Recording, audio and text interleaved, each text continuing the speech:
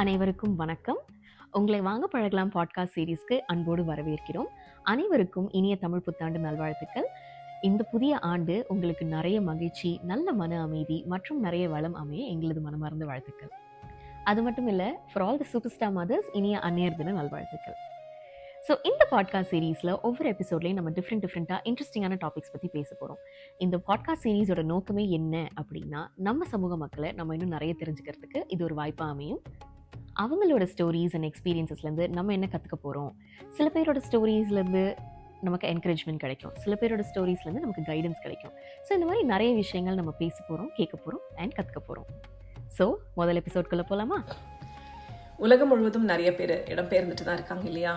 புதிய நாடுகள்னா புதிய வாய்ப்புகள். ஆனால் எல்லை தாண்டுறது அப்படிங்கிற எண்ணமே ஒரு காலத்தில் தமிழர்கள் மத்தியில் ஒரு பயமாக இருந்திருக்கு. நம்மளோட பெரியவங்க என்ன சொல்லியிருக்காங்க? கடல் தாண்டி போகாதீங்கன்னு. அது ஒரு சாதாரண எச்சரிக்கையாக இல்லை, ஒரு ஆழமான நம்பிக்கையாகவும் பல நாட்கள் இருந்திருக்கு. காலாபானி, அதாவது கருப்பு நீர். இந்த மதத்தடை என்ன சொல்லுது தெரியுமா? கடலை கடக்கிறது அப்படிங்கிறது உங்களோட அடையாளத்தை இழப்பது, உங்கள் தாய்நாட்டிலிருந்து உங்கள் சமூகத்திலேருந்து ஆன்மீகமாக வெட்டி பிரியப்படுவது. ஆனால் 1800s வந்த நிறைய பேருக்கு அது ஒரு சாய்ஸ் இல்லை, ஒரு கட்டாயம். ஈஸ்ட் இந்தியா கம்பெனியோட ரூலுக்கு கீழே ஆயாக்கள், வீட்டு உதவியாளர்கள்ன்ற பேரில் நிறைய பேரை வெளிநாட்டுக்கு அனுப்பிச்சிருக்காங்க. 1850s அந்த நம்பர்ஸ் ரொம்பவே அதிகமாக இருந்திருக்கு. ஆனால் அதோட எண்ட் ரிசல்ட் நிறைய டைமில் வேதனையாக தான் முடிஞ்சிருக்கு. சம்பளம் இல்லை, ஆவணம் இல்லை, பாதுகாப்பும் இல்லை. அந்நிய நாட்டில் நிறைய பெண்கள் கைவிடப்பட்டிருக்காங்க, அவர்களோட குரல்கள் கேட்கப்படாத கதைகள்.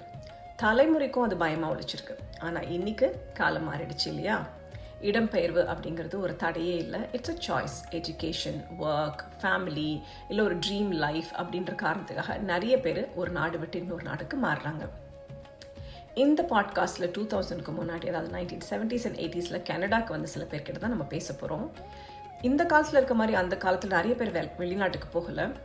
எக்ஸ்போஷர் குறைவாக இருந்தது, சப்போர்ட் சிஸ்டம் குறைவாக இருந்தது, பயம் அதிகமாக இருந்தது, அன்சர்டனிட்டியும் இருந்தது. ஆனால் அவங்க ஏன் அந்த முடிவு எடுத்தாங்க? என்ன மாதிரி சேலஞ்சஸை ஃபேஸ் பண்ணாங்க? எப்படி இந்த நாட்டில் அவங்களை எஸ்டாப்ளிஷ் பண்ணிக்கிட்டாங்க அப்படிங்கிறது தான் நம்ம கேட்டு தெரிஞ்சுக்க போகிறோம். இது ஒரு ஜென்ரேஷனோட கரேஜை காட்ட போகுது. இது அவங்களோட ஸ்டோரி கிடையாது, இட்ஸ் தேர் ஜேர்னி. போய் பார்க்கலாமா? வணக்கம் மீனா. வணக்கம் கீதா. வாங்க. நல்லா இருக்கு. நீங்களா எப்படி இருக்கீங்க? நாங்க நல்லா இருக்கோம் ஆச்சி. ஸோ நீங்கள் ஃபர்ஸ்ட் கனடா வந்த டைம் எப்போ? நாங்கள் வந்து 1989 வந்தோம். Okay. September, we came in September. Okay. And அப்போ எல்லாமே புதுசாக இருந்துச்சு. And we had a 1 year gap to come. And it became on the last day. ஏன்னா எனக்கு சிங்கப்பூர் 88 ஒரு பேபி பிறந்தா. ஸோ அந்த பேபியை வந்து அவ அப்ளிகேஷன்லேயே இல்லை அவ. So we had to make sure we left her there and we came here, you know. So நாங்களும் 2 பெரிய பசங்களும் வந்தோம். சிங்கப்பூரே ஒரு நல்ல டெவலப்ட் கண்ட்ரி தான். நீங்க எதுக்கு கனடால வந்து செட்டில் ஆகணும்னு சூஸ் பண்ணீங்க ஆச்சி? நான் சிங்கப்பூரில் வந்து பிறந்து வளரல. நான் வந்து ஏரியாவில் வந்தது ஒரு 10 years-ஆ. நான் வந்து எங்கள் அப்பாவுடைய பொண்ணா வரும்போது I was an expatriate's daughter, so I had a lot of benefits. And once I married my husband, he's a local, so I became a local. And my children all became local, and that was a lot of difference. And நம்ம இந்தியாவில் இருந்து வரவங்களுக்கு வந்து அந்த difference தெரியாது. But நான் வந்து I came from England, so I could see a lot of difference in that line, no? So எனக்கு கொஞ்சமாக எனக்கு அந்த ஊர் பிடிக்காம போச்சு. So then I decided this is not the country for me. மெயினாக வந்து படிப்பு தான். பிள்ளைங்களுக்கு வந்து அந்த ஊரில் வந்து it is like a pressure cooker. It's very competitive, and I didn't like that. So that was one of the main reasons. And also Singapore வந்து they do something known as social engineering. They kind of segregate people by themselves, you know. So இப்போ இந்த ஊர்ல இந்த suburbல வந்து ஒரு 20 Indians இருந்தாங்கன்னா, if you're an Indian you cannot buy a house here. Same thing if your child wants to be a doctor, they will tell you there are only 6% doctors. I mean, there are only 6% Indians in the whole of Singapore, but we have more than 6% doctors. So your son cannot be a doctor. So மெயினா நீங்க குழந்தைங்களோட படிப்பு காரணமா கனடாவை choose பண்ணணும்னு நினைச்சீங்க. சரி, முதல்ல கனடாக்கு வந்தோன்னே உங்களோட ஃபீலிங் எப்படி இருந்தது? It was a kind of lonely feeling because நான் சிங்கப்பூர்ல இருக்கும்போது I had a live-in nanny. ஊர்ல இருந்து கூட்டி வந்தவ. எங்க மாமனார், மாமியார், சிஸ்டர் இன் லாஸ் எல்லாருமே இருந்தாங்க அங்கே. ஸோ இங்கே வந்தோடனே ஒரு மாதிரி தனிமையில் இருந்துச்சு. நம்ம இந்த ஊருக்கு தனியாக வந்திருக்கோம், இன்னும் 2 பிள்ளைங்களோட. we didn't know anybody in Canada. So ஒரு ஃப்ரெண்டு தான் தெரியுங்க. ஸோ அவங்க வீட்டுக்கு தான் போனோம். அவங்க தான் 2 weeks தங்கியிருந்தோம் அவங்க பேஸ்மெண்ட்டில். அதுக்கப்புறம் we got an apartment for rent. நாங்கள் வந்து மாதத்துக்கு வந்து $2,000 ஸ்பெண்ட் பண்ணுவோம்னு ஒரு புத்திகை இருந்துச்சு வாடகைக்கு, ப்ளஸ் 1,000 ஃபார் எக்ஸ்பென்சஸ். ஸோ $3,000 ஒரு 6 monthsக்கு பணம் வேணும்னு சொல்லிட்டு we came with $25,000 cash. So அதனால it wasn't too difficult. And so we got a place for rent.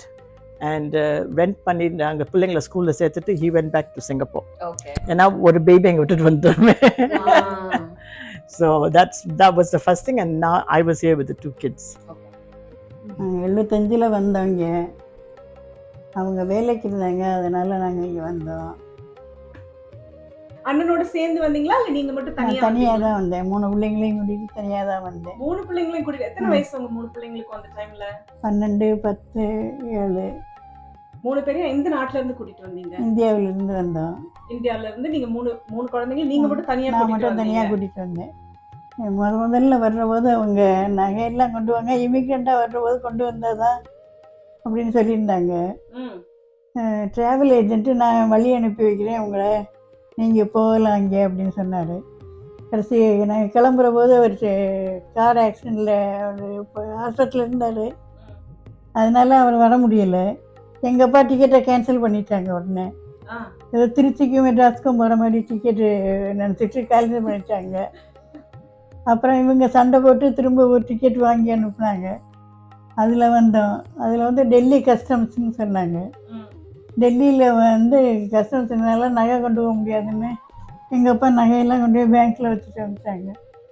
அப்புறம் டெல்லியில் கஸ்டம்ஸு ஹோட்டல் கொடுக்க முடியும், அங்கே நைட்டு ஹோட்டலில் தான் தங்கணும் ஏர்போர்ட்டில் இருந்தாங்க. அப்புறம் என் தம்பியை துணைக்கு கூட்டிகிட்டு டெல்லி வரைக்கும் வந்தேன். நான் டெல்லியில் ஏர்போர்ட்லேயே தங்கியிருந்து அடுத்த பிளெயின் ஏறி நியூயார்க்கு வர்றபோது பிளெயின் ஏறி உட்காந்ததுக்கப்புறம் ரிப்பேர் பிளெயின்னு சொன்னாங்க. அப்புறம் 2 மணி நேரம் கழித்து பிளெயின் கிளம்பிடுச்சு. எங்கள் தம்பி வந்து எங்கள் அப்பாவுக்கு ஃபோன் பண்ணாங்க, அது மாதிரி பிளெயின் ரிப்பேரு, அதனால் லேட்டாக போச்சுன்னு. எங்கள் அப்பா நீ ரிப்பேர் ஆன பிளெயினில் ஏன்டா ஏற்றி விட்ட, டிக்கெட்டை கேன்சல் பண்ண வேண்டியதானே அப்படின்னாங்க. இடம்பெயர்வு அப்படிங்கிறது ஒரு பயணம் இல்லை, அது ஒரு பெரிய மாற்றம், ஒரு கல்ச்சுரல் சேஞ்ச். ஆனால் இந்த பயணம் நமக்கு புதுசு கிடையாது, தமிழர்களுக்கு புதுசு இல்லை. ஆயிரக்கணக்கான ஆண்டுக்கு முன்னாடியே தமிழர்கள் உலகம் முழுவதும் சென்றிருக்காங்க. ஆய்வாளர்கள், வணிகர்கள், புதிய நிலங்கள் தேடியவர்கள். சோழர் காலத்தில் தென்கிழக்கு ஆசியாவில் நிறைய கடல் பயணம் போய் இருக்காங்க. கம்போடியா போன்ற நாடுகளில் அதோட அடையாளமும் இருக்கு. நம்ம செட்டியார் கம்யூனிட்டியை பாருங்க, பர்மா, மலேசியா போன்ற நாடுகளில் அவங்க வெறும் குடியேற மட்டும் இல்லை, தன்னை நல்லா எஸ்டாப்ளிஷ் பண்ணியிருக்காங்க. ஒரு ஃபினான்ஷியல் ஸ்டெபிலிட்டி மட்டும் இல்லாமல் நம்மளோட கலாச்சாரம், மரபு, நம்பிக்கை எல்லாத்தையும் அலைவாகவும் வச்சுருந்துருக்காங்க. பர்மாவில் இருக்கிற இந்த செட்டியார் கோயில்கள் அந்த அடையாளத்தின் சாட்சி. இதிலிருந்து நம்ம கற்றுக்கிறது என்னது? இடம்பெயர்வு அப்படிங்கிறது நம்மளை இழக்கிறது கிடையாது, நம்ம இன்னும் விரிவாக்கிக்கிறது. நம்முடைய அடையாளத்தை ஒரு இடத்தோட மட்டும் கட்டுப்படுத்த முடியாது, அது நம்மோடையே வர்ற ஒன்று.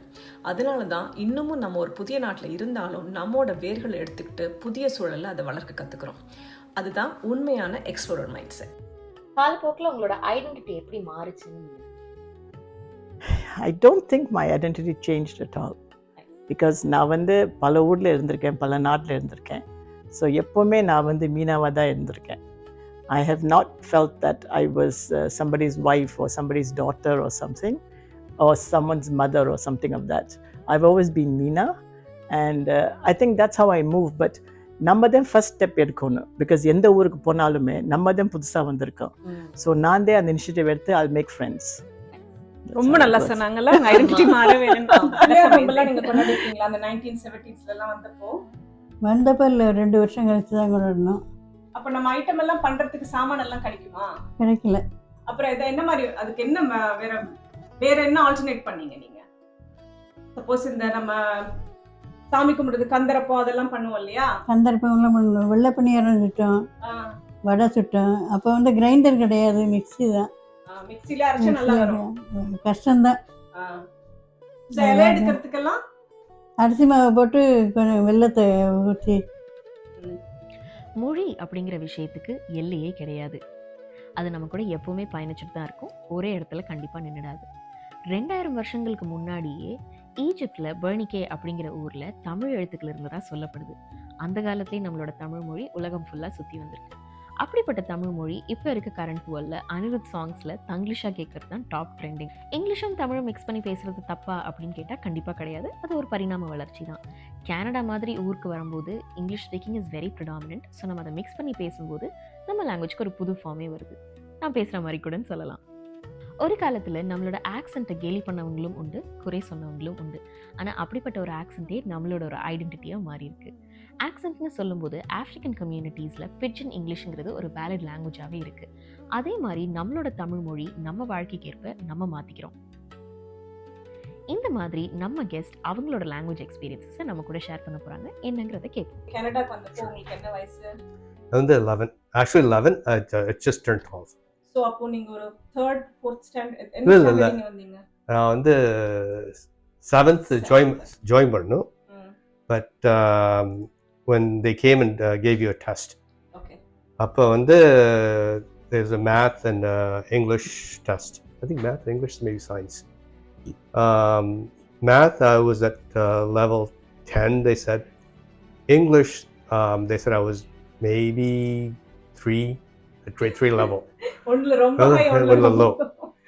And science, I was, I think, at or above the grade I was supposed to be at. So they said, because grade 7 was a middle school, that we don't have anybody that can come and help you to learn English. So they said, why don't you go to elementary school to go back to grade 6? And there we had a parent volunteer. And so I didn't go to English class. Sorry, I didn't go to math class, science class, and I think maybe even history or geography class. And all that time I spent learning English. So I didn't take any tests or anything like that. So it was basically there to learn English. So that maybe half of the day I was learning English, and then I would go to the gym and a few other easy classes to go through. But that's where I learned English. So they spent more time talking to make sure your accent is correct, you're not having any issues. So இன்னைக்கு நமக்கு எல்லாருக்கும் கிடைச்சிருக்க ஒரு beautiful life நம்மளால மட்டும் உருவாக்கப்பட்டதில்லை. Difficult டைம்ஸில் நம்மளோட முன்னோர்கள் விதைத்த விதைகளின் பலன் தான் இது. காலனித்துவத்தை கடந்து வந்தோம், பல அநீதிகளையும் கடந்து வந்தோம். அது எல்லாத்தையும் தாண்டி இன்னமும் இங்கே நம்ம இருக்கோம், நம்மளோட மொழியோட, நம்மளோட அடையாளத்தோட. இந்த முழு பயணம் நம்மளை ஒரு கேள்விக்கு கொண்டு போய் நிறுத்துது. கடல் தாண்டி போனால் நம்மளோட அடையாளத்தை இழந்துடுறோமா? இந்த கேள்வியை மீனா சுபி அவர்கள்ட்ட கேட்டோம். என்ன சொல்றாங்கன்னு பார்க்கலாமா? நீங்க வந்து வேற வேற நாட்டுல இருந்தாலும் இங்க வந்து ஒரு 35 வருஷத்துக்கு மேல ஆயிடுச்சு. பட் உங்களுக்குள்ள இந்தியன் பிளட் தான் ஓடுது இன்னும். ஸோ நீங்க இப்போ இந்த மொமெண்ட்ல ஆச்சு, நீங்க எப்படி வந்து ஒரு இந்தியனா உள்ள மனசுக்குள்ள ஃபீல் பண்றீங்களா, இல்ல மோர் கனேடியனா ஃபீல் பண்றீங்கன்னா அது உங்களோட ஆன்சர் என்ன? I still feel very Indian. Okay. I mean, like, I can leave India, but you can't take the Indian out of me. Very true, very true. And the thing is, I love Indian. I love movies. I love the Indian culture. I love all the festivities. I love going to India. So I'm still very connected with India. We hope you all liked this podcast episode. இந்த episode இதோட முடியல, இன்னும் நிறைய fun bloopers வந்துகிட்டே இருக்கு. கண்டிப்பா இந்த வீடியோவை எண்ட் வரைக்கும் பாருங்க. இதே மாதிரி அடுத்த ஒரு சுவாரஸ்யமான எபிசோடில் நாங்கள் எல்லாரும் உங்களை வந்து மீட் பண்ணுறோம். If you like this video, please like, share and subscribe. நன்றி, வணக்கம்.